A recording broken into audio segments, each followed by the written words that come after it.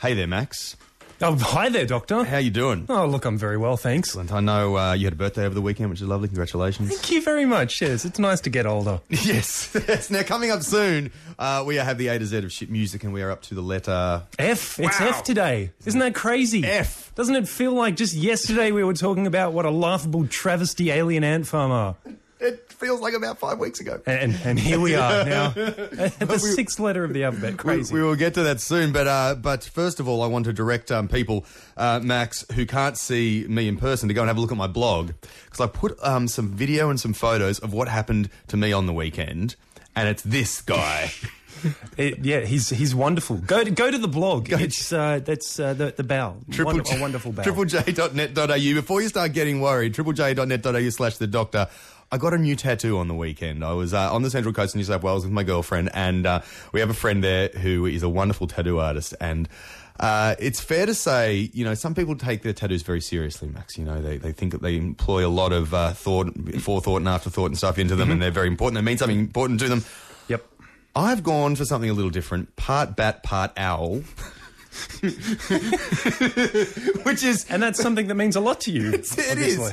I couldn't decide. I wanted 2 tattoos, could only afford one, get both. No, it's even more ridiculous, and I don't know if you... I know Max is, and I know I am. You may be aware of the show Tim and Eric Awesome Show, great job. An American show that runs on Adult Swim, does not have any Australian screenings to my knowledge. But there is a fictitious product on a fictitious advertisement on a fictitious cable TV show by a fictitious company called BOW. B''owl, half bat, half owl. It's not real.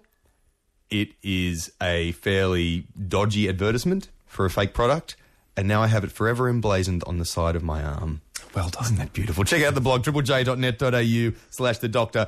Feel free to comment on the tattoo, and if you've maybe got a silly tattoo, why don't you send me a link to a photo of it so we can compare and contrast our awesome, ridiculous tattoos. Remember, with a novelty tattoo, the joke lasts a day, but the tattoo lasts a lifetime.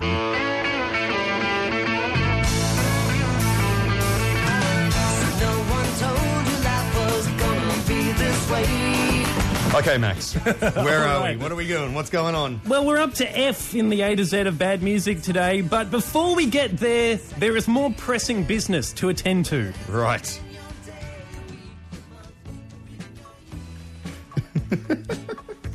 That's a smooth transition.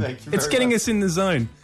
We're talking what's happening with Limp Bizkit. What's going on with Fred Durst and our favourite group of new metal misogynists? Well, Fred Durst has been posting more Twitter raps. He's on Twitter, twitter.com/Fred Durst. I'd recommend you follow him if you don't already. He says, psycho female blowing up the phone line. You need to tighten that screw. It's been loose for a long time.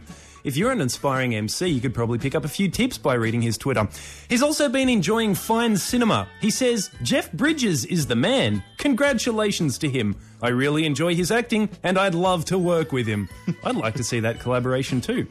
He's also been setting up an online gaming community, the Limp Bizkit Gaming Clan, now accepting memberships for popular titles like Modern Warfare 2 and Madden 2010.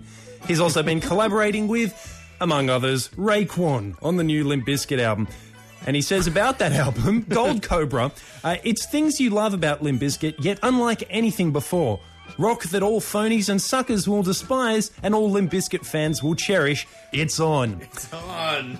And that's... What's going on with Limp Bizkit? That's what's going on with Limp Bizkit. That's awesome. it. So now you know. That's good. Thanks for keeping us to date with that, Max. Now let's move on to not Fred, but to the F. The F.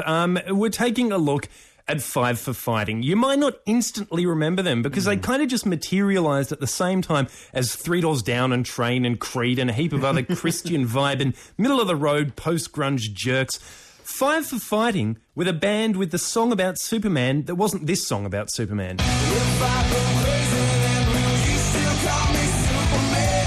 Not those. No, it's not the one. Put it out of your mind completely. Completely different song about Superman.